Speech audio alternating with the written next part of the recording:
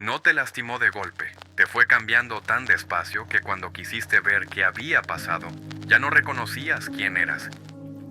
El daño que hace una persona narcisista rara vez llega como un golpe claro que puedas señalar. Llega despacio, en capas, a través de conversaciones que terminan y te dejan confundido, de situaciones en que eras el problema sin saber cómo llegaste a serlo, de una sensación creciente de que caminar en puntillas se volvió tu estado normal. Y lo más difícil de todo esto no es el daño en sí, es que ocurre de maneras que son muy difíciles de nombrar, que no dejan evidencia clara, que cuando intentas explicarle a alguien lo que pasó, las palabras no alcanzan para describir exactamente qué fue. La psicología clínica lleva décadas estudiando estos patrones. Otto Kernberg, uno de los teóricos más serios sobre el narcisismo, identificó algo fundamental. El narcisismo no es solo vanidad o egocentrismo superficial. Es una estructura de personalidad que organiza todas las relaciones alrededor de una necesidad específica, la de mantener una imagen grandiosa de sí mismo, a cualquier costo, con cualquier persona disponible. Este video no es para que te conviertas en un detective de las relaciones, es para que reconozcas patrones que tal vez ya has vivido, puedas nombrarlos y entiendas qué hacen exactamente a quien los recibe, porque lo que no puedes nombrar, no puedes soltar, y lo que no puedes soltar te sigue costando. Antes de hablar de los patrones específicos, vale la pena entender qué es realmente el narcisismo, porque la palabra se usa tanto que perdió precisión. El narcisismo no es simplemente quererse demasiado. De hecho, debajo de la superficie grandiosa de la persona narcisista, casi siempre hay una fragilidad profunda que necesita ser constantemente protegida. Kernberg describió el narcisismo patológico como una estructura de personalidad organizada alrededor de dos polos. Un yo grandioso que necesita validación constante y una vulnerabilidad interna que no puede ser reconocida ni expuesta.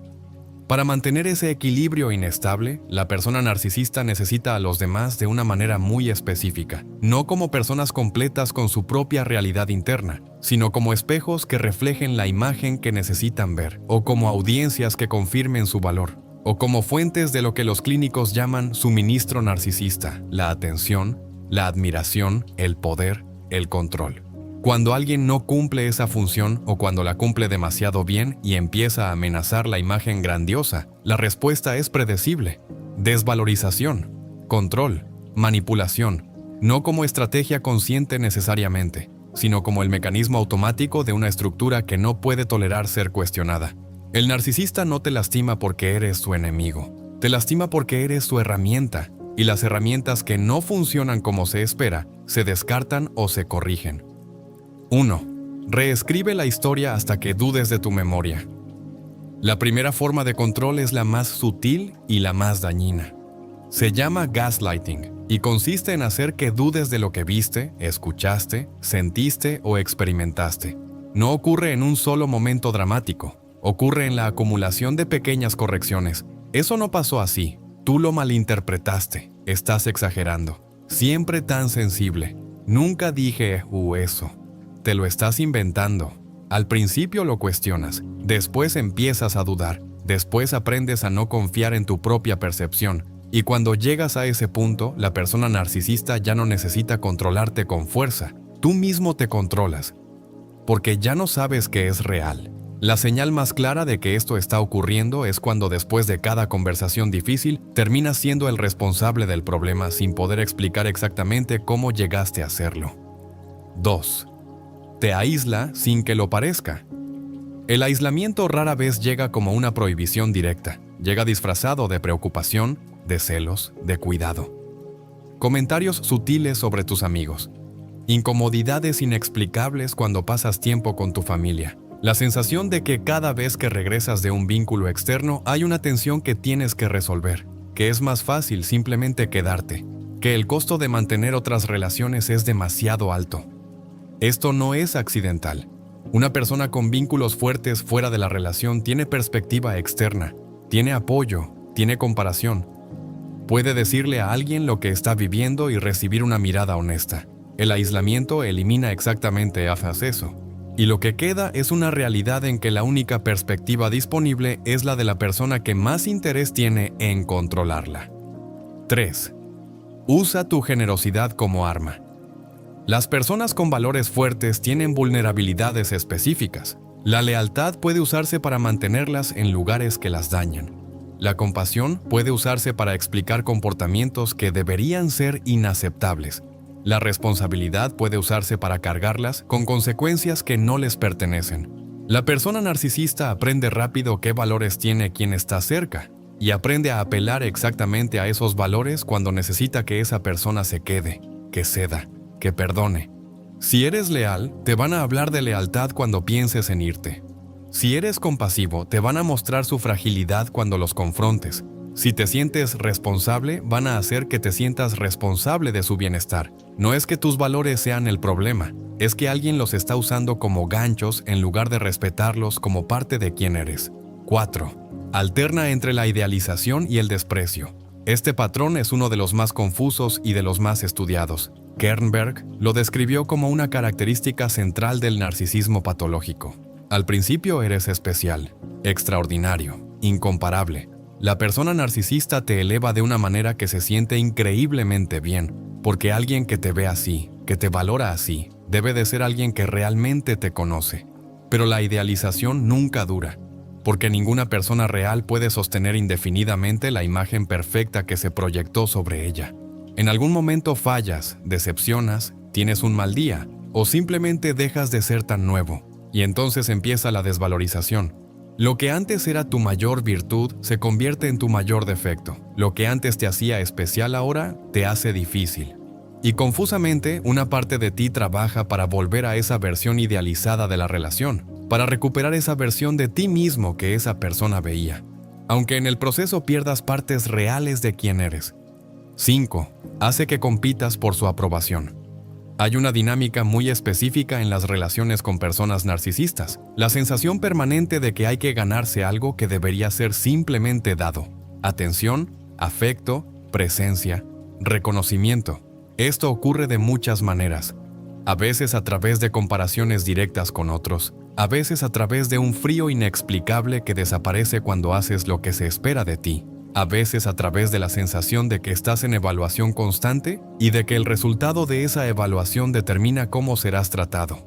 El efecto es que dejas de actuar desde lo que quieres hacer y empiezas a actuar desde lo que te va a mantener en gracia, lo cual es exactamente lo que la dinámica narcisista necesita para funcionar. Una persona que regula su comportamiento en función de la aprobación de otra. 6. Convierte tus necesidades en defectos. Tener necesidades es humano. Necesitar tiempo, necesitar consistencia, necesitar ser escuchado, necesitar que los acuerdos se cumplan, necesitar espacio para sentir. Esas son necesidades normales en cualquier relación funcional. En la dinámica narcisista, las necesidades del otro se convierten rápidamente en evidencia de algo negativo. Eres demasiado necesitado, demasiado sensible, demasiado exigente. Nadie más tiene estas necesidades. El problema eres tú. Esto tiene un efecto muy específico a largo plazo. La persona empieza a avergonzarse de sus propias necesidades, aprende a minimizarlas, a ocultarlas, a no expresarlas.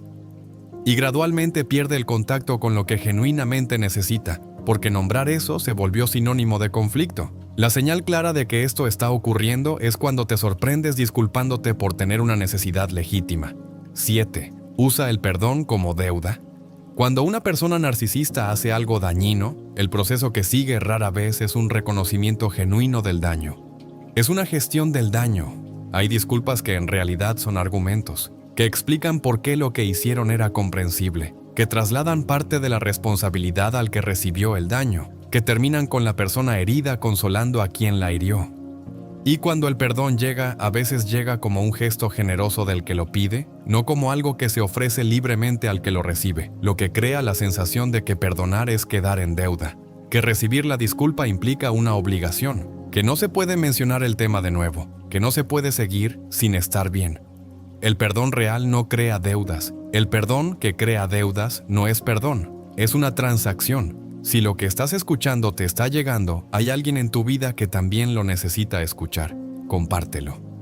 Y si quieres que sigamos teniendo estas conversaciones, suscríbete. Seguimos. Entender los patrones no es suficiente.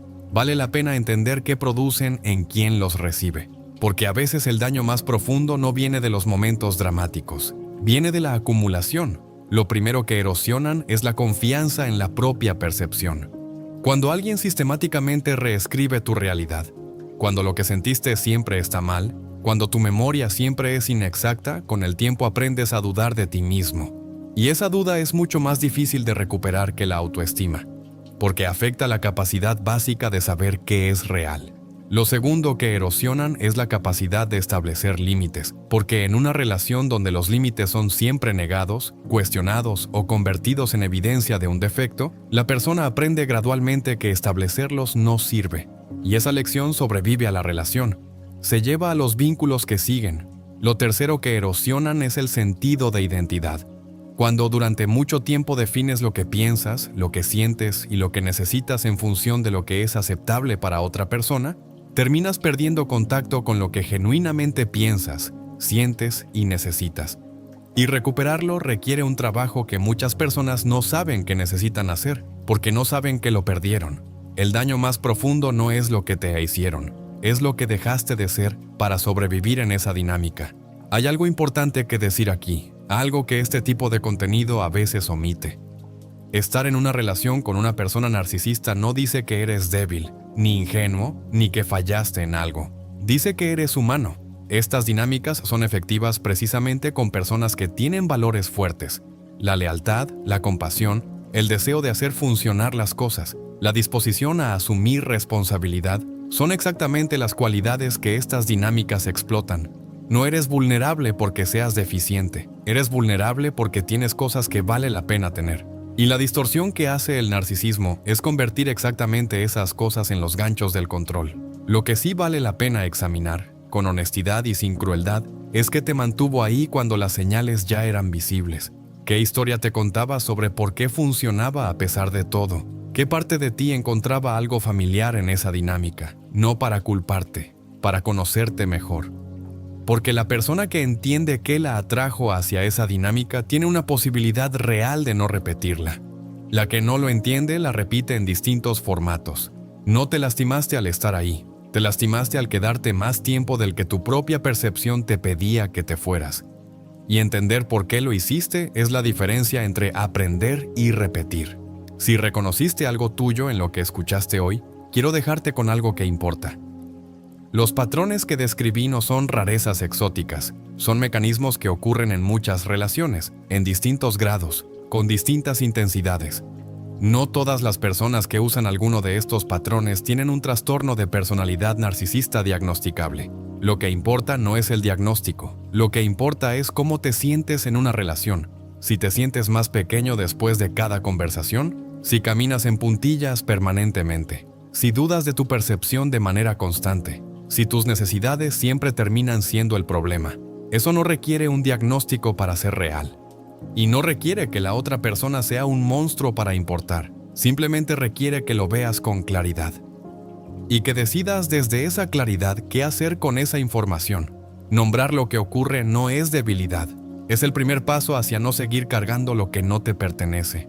No te lastimó de golpe. Te fue cambiando tan despacio que cuando quisiste ver qué había pasado, ya no reconocías quién eras, ahora sí puedes ver, y eso cambia todo. Hay personas que prefieren una mentira tranquila, y hay personas que prefieren una verdad que duele. Si eres de los segundos, este canal es tuyo. Suscríbete, esto no ha terminado.